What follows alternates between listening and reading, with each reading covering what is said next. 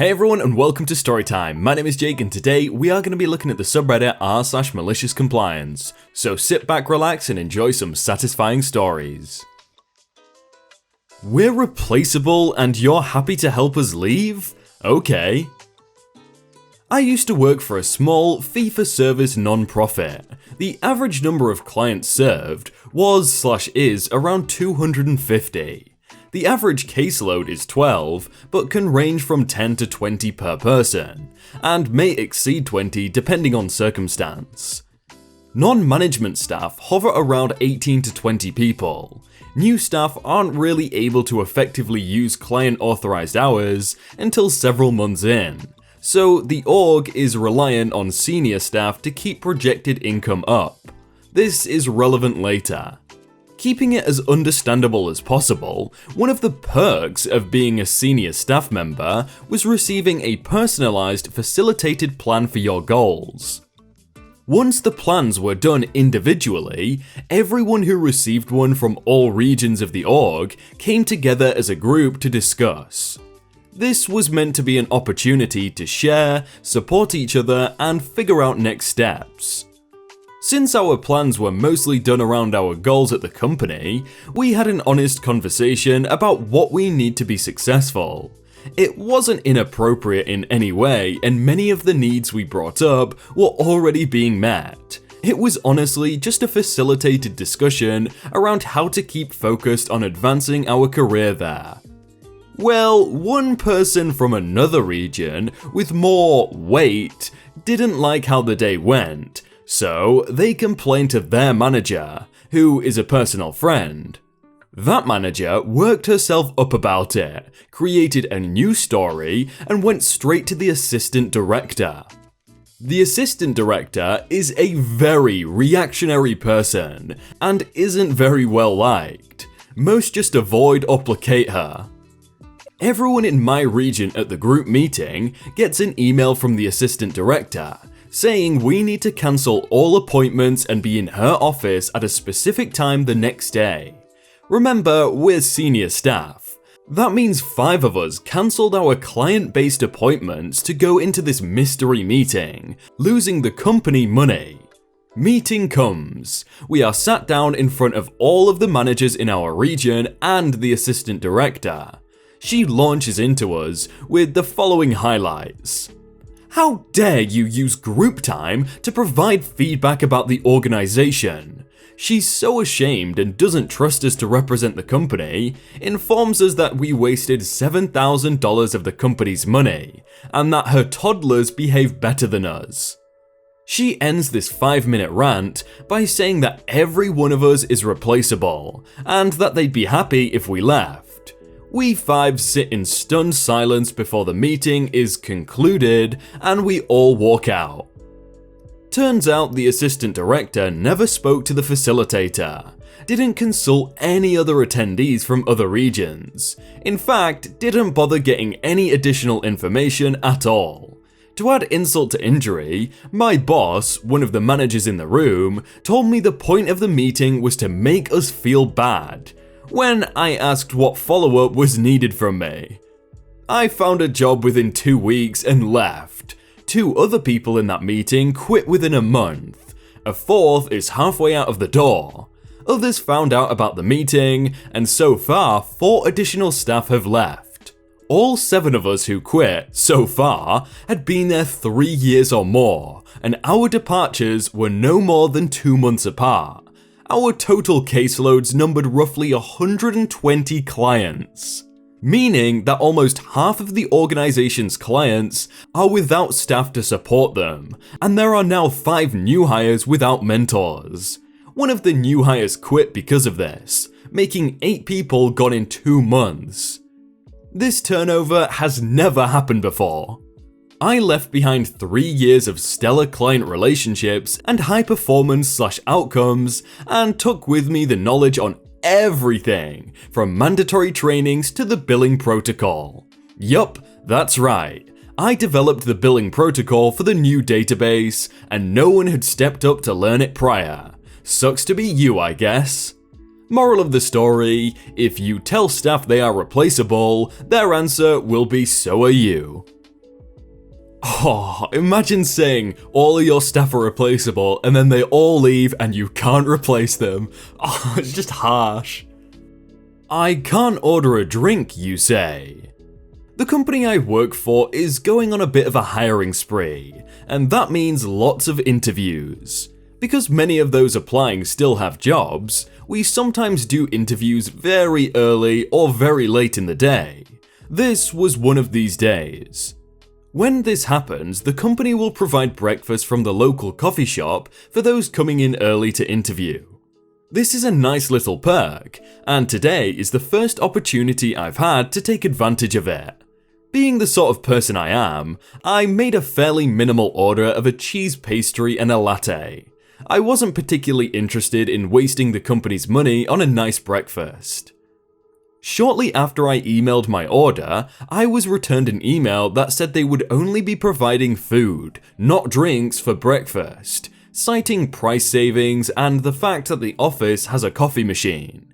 This was a bit irritating, as I had made an order that was below the average cost of a breakfast item at the shop. So I replied asking in that case to change my order.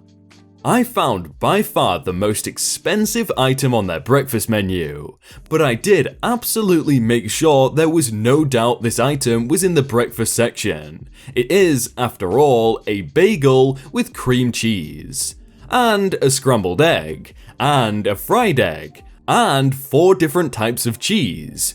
Oh, and ham, sausage, steak, and bacon, and avocado, spinach, and tomato. But a bagel nonetheless. My order was accepted. It was inedible. Well, inedible as a bagel. I poured it all out onto a plate and ate it with a knife and fork. Half for breakfast and half for lunch. Oh, and it cost 4 times what my original order cost, which was rejected because I wanted a dang cup of coffee. Never mind malicious compliance, that is some delicious compliance right there. I really want a bagel right now. Sure, I will make a purchase to use your restroom. Not me, but my dad. Many years ago, my parents took us on a family vacation. Being a family of 5 and trying to save costs, we opted to take a 2-day scenic drive instead of flying. My younger sister was just off her diapers and had to urgently pee. My dad stopped at a filling station in a small town to let my sister use the restrooms. Cue the grumpy old store owner refusing to let her use the restroom because we haven't actually bought anything yet. There was a line waiting at the fuel pumps, and still a couple of cars ahead of us. Seeing as my younger sister was really struggling to hold it in, my dad goes into the shop and chooses the shadiest looking snack he could find, and pays. Sure as heck, after my sister did her thing, he proceeds to return the snack because, wouldn't you know it, the expiry date on the packet was way in the past. You can also bet that we went to the filling station across town to refuel the car. I completely understand why some shops have the policy of you need to buy something before you can use it, because they don't want loads of people just walking in and then walking out, disrupting business or whatever, something like that. But if it's a little kid and they really desperately need to use it, just make an exception, stop being grumpy. If you don't want to be in this class, then don't take it. So, a little backstory. I'm a senior in high school and I've taken Spanish class since middle school. Our school requires 4 years of any language, and all freshmen entered with 1 year complete. They only required 3 years of a language. That being said, my school offers AP, Advanced Placement Spanish, which is new and considered 5th year Spanish. The catch was, the only AP Spanish teacher was known as the worst teacher by far because of his attitude. He would take it personally when people were bored in his class, which happened frequently because he was a bad teacher. He wasn't very professional and was known to play pointless Spanish games that everyone hated in place of an actual lesson plan. Needless to say, everybody hated this teacher. Anyways, the reason I enrolled in AP Spanish was to have more advanced courses on my transcript for college. Even though I didn't need to take the class, I took it regardless as a filler course just like everyone else did. This meant that no one really took the class seriously, and that combined with the particular teacher was an awful recipe. Well, today he thought we should watch a Spanish video. In his class, we normally watch a video in native Spanish that nobody can understand, and then the teacher basically translates it word for word so we know what the video is about. Somehow he thinks this helps us with learning conversational Spanish, but really, everyone just ignores it the first time and waits for him to explain it before paying attention. So today, he puts on another video that makes zero sense to everyone, and gets angry when some people ignore the video. He then pauses the video and goes on some long rant about how he spends tons of time finding videos that fit our topics, and nobody cares, and blah blah blah, just like he always says. Towards the end, he gets defensive and says, "I don't need to be here, I'm here for you guys. If you don't want to take this class seriously, then leave. Why bother wasting our time?" Unfortunately, the speech completely backfired. We all unanimously realized that we don't need to take the class for any reason. We already had 4 years of language, and had the option of taking this class or not. The following Monday, about 10 students had talked with their guidance counselor and dropped the course. I stayed knowing that I would probably follow soon after, and the next day was brutal. He went on his usual tangent about how some people can't deal with the commitment of AP Spanish, which we all knew was BS.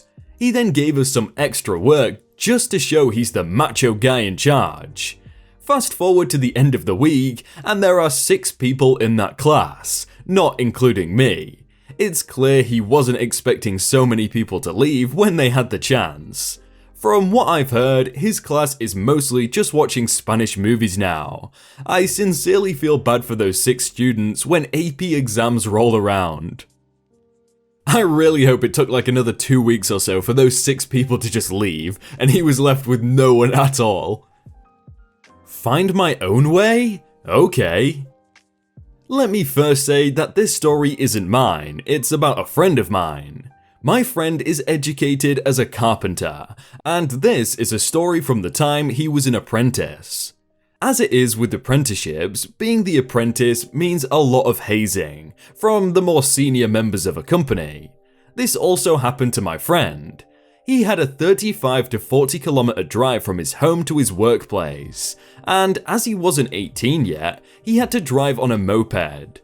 Doing his apprenticeship, the company got an order for some work to do, in a bigger city 2 hours drive further away, by car. He asked his boss whether he should show up at the company earlier to catch a ride with the other carpenters. However, the boss deciding to be a douche and join in on the hazing said no, he would have to travel there by himself. He would, however, be compensated for traveling expenses regardless of how he would manage to get there. Cue malicious compliance. For the entire week, he showed up at work, at the bigger city, always well rested and suspiciously not seeming like he had a 100-kilometer drive on a moped. The week after, they had finished the job and returned to normal, back in their home city. My friend came to his boss with the receipts and nearly gave the boss a heart attack. The boss figured traveling expenses meant paying for gasoline, which was his mistake. See, my friend came from a town with its own airport. The city they were working at also had a small airport. For the entire week, he had taken a flight to and from work, saving a lot of travel time by the most expensive option possible. How had he been able to afford this? My friend's father was ticked off about the hazing, and when they wouldn't give my friend a ride, his father had had enough. He would pay for the travel expenses for going by plane, teaching the boss a lesson. When everyone had figured out what had happened, and in the following days picked up their jaws from the floor, everyday life resumed. My friend was still being hazed, but having shown that he could bite back, it had become more of a friendly hazing. Even the boss, though he was bitter about the bill, could see the funny side of things, and my friend stayed with the company until he got his degree. Although, yeah, the hazing's probably not a nice thing to do, at least at the end he saw the funny side of things and still gave him the money. Well, I presume he gave him the money for it. Can't reimburse my bus fares because there is no receipt? Okay then. I used to travel for work fairly often, and the company I worked for had very strict reimbursement policies. You had to have a receipt for everything, or you wouldn't get refunded for it. On one trip, I was staying in the center of a mid-sized city, but the training I was attending was in the suburbs.